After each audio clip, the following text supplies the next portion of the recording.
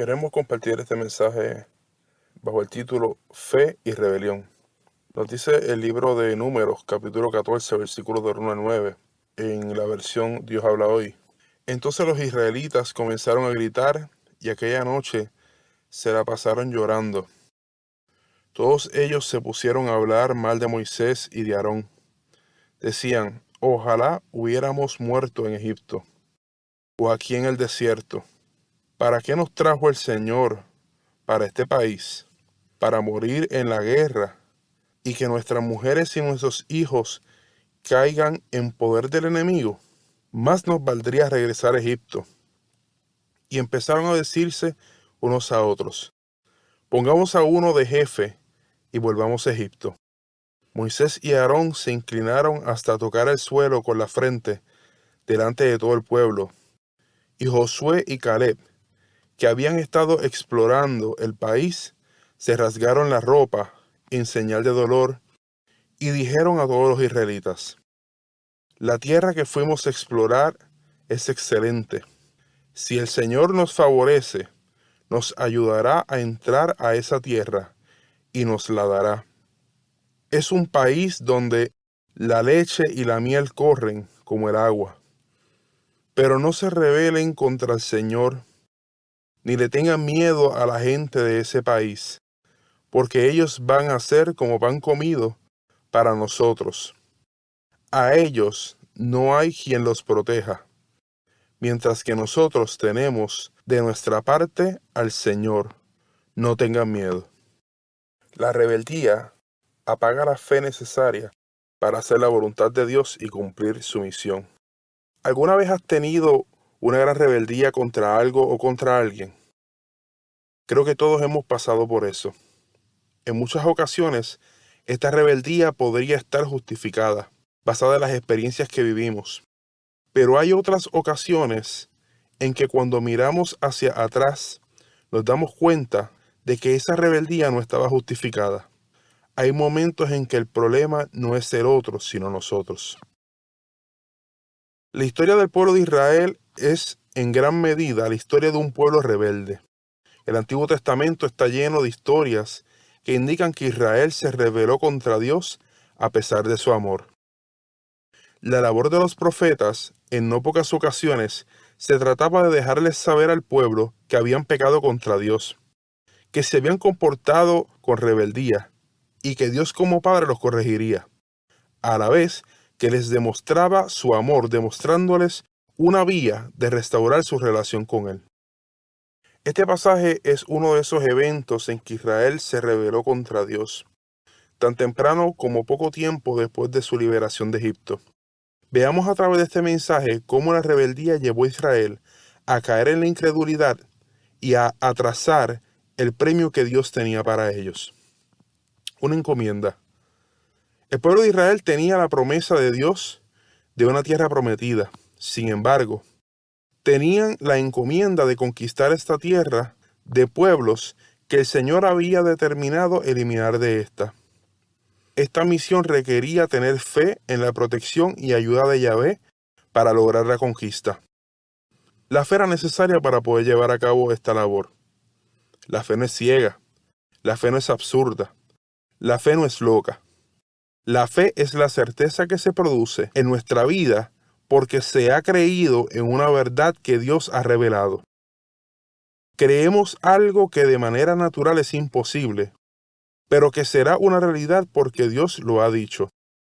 Cuando Dios encomendó a Israel la conquista de la tierra prometida, lo hizo luego de que Israel vio su mano poderosa librándolos de su esclavitud en Egipto. De modo que la fe de Israel no era ciega, era una fe basada en experiencia, una convicción empírica. Israel vio lo extraordinario de las plagas lanzadas sobre Egipto. Vivieron la división del Mar Rojo. Fueron alimentados en el desierto y experimentaron la manifestación en gloria de Dios en Sinaí. Aún habiendo visto todo esto, se rebelaron y dudaron.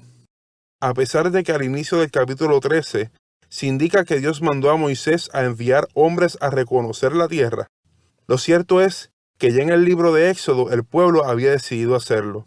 No era necesario. Pero Dios, en su soberanía y sabiduría, determinó que obraría en su pueblo a través de este proceso. El resultado de este es un grupo de 12 hombres representativos de las 12 tribus de Israel, de los cuales solo 2 tenían una visión clara y en sintonía con el corazón de Dios, y 10 que se atemorizaron y ayudaron a inducir al error al pueblo. De este modo, el informe negativo y fraudulento de los 10 hizo que el pueblo pensara que la tierra era mala, que la gente moría en ella tratando de sobrevivir y que sus habitantes eran como los nefilim o gigantes de Génesis 6, de modo que era imposible derrotarlos. Rebelión del pueblo. Conforme al versículo 1, el pueblo comenzó a gritar y llorar. Era un lamento de total fatalismo. Este era un pueblo que, a pesar de haber conocido la gloria de Dios, su poder y sus portentos, estaba alejado de Dios. Si nos preguntamos hoy, ¿podemos haber disfrutado de la manifestación del poder de Dios y estar lejos de Él? La respuesta es sí. Así como muchos fueron sanados por Jesús y nunca volvieron a Él, del mismo modo podemos estar cerca de Dios y desconocerlo completamente. El versículo 2 nos dice que la siguiente acción cometida por el pueblo fue comenzar a hablar mal de los líderes puestos por Dios. Dios es soberano y perfecto. Sin embargo, en su misericordia, utiliza seres humanos imperfectos para hacer su obra y liderar su pueblo. La Biblia, pero también nuestra experiencia, nos dejan saber que aquel que entra en rebeldía contra Dios manifiesta esa rebeldía a través de la murmuración contra los siervos de Dios, en ocasiones mediante palabra, pero también con sus actos. Quizás no lo digamos, pero de manera consciente entorpecemos la obra de Dios para hacer daño a su siervo. Seguido a la rebeldía contra Dios, surge un sentimiento de fatalismo que en muchos suele traducirse aún en el deseo de acabar con su vida. Hermanos, cuando nos rebelamos contra Dios, nos rebelamos contra lo más grande que existe. Nos rebelamos contra el origen mismo de la vida, contra lo que le da la esencia a la misma. No es de sorprenderse que cuando hay rebeldía contra Dios y enfrentamos un desierto en nuestra vida, esto se traduzca en un pensamiento fatalista que puede traducirse hasta en el deseo de acabar con nuestra vida. Por otro lado, vemos una mente de esclavo. El versículo 3 nos muestra que, aún habiendo caminado de la mano del Señor, podemos seguir teniendo mentalidad de esclavo. La rebelión mata nuestra fe y la falta de ésta nos encarcela aún después de haber sido proclamados libres. Cuando hay rebelión en nuestro corazón, nos desvinculamos de Dios y nuestra tendencia es pensar en la mentira de que esclavizados estábamos mejor. Volvemos a nuestra antigua vida, volvemos a nuestro Egipto. La fe no es ciega, la fe aclara la vista. La rebelión contra Dios es la que produce ceguera y no permite que veamos que estamos en esclavitud. Volvemos a nuestra antigua conducta. Volvemos a los placeres desordenados. Volvemos a nuestros antiguos vicios y somos engañados a tal manera por Satanás que pensamos que no podemos volver a Dios y que estamos destinados a estar por siempre bajo esclavitud. El versículo 4 indica que en su rebelión el pueblo comenzó a buscar un líder puesto de manera carnal por ellos para liderarlos. Claro, para liderarlos hasta Egipto. Un líder carnal no puede hacer otra cosa que llevar a un pueblo rebelde hasta la esclavitud. Sin embargo, como nos dice el versículo 5, los siervos de Dios que realmente están en comunión con Él vieron el pecado del pueblo, se horrorizaron y se postraron en humillación e intercesión. La rebeldía es altivez, mientras que la comunión con Dios produce humildad.